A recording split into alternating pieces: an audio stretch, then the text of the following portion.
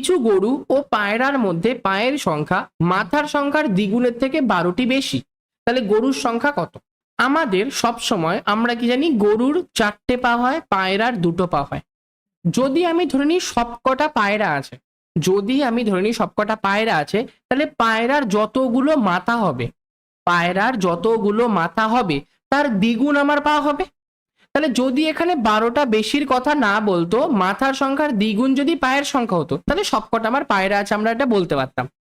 কিন্তু এই যে 12টি বেশি আছে, এই 12টি কেন বেশি? গরুর পা 4টে, পায়রার পা 2টো। তাহলে পায়রার থেকে গরুর পা কটা করে বেশি? 2টো করে বেশি।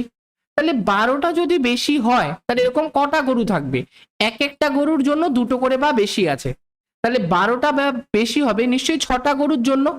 তাহলে তার মানে আমরা কি বলতে পারছি, 6টা আমার গরু আছে, আর বাকি আমরা যা ইচ্ছা পায়রা আমরা ধরতে পারি। তাহলে কারেক্ট অ্যান্সার 4 নাম্বার অপশনটা। ঠিক আছে, আমি একটা এক্সাম্পল দিয়ে সাপোজ বলছি।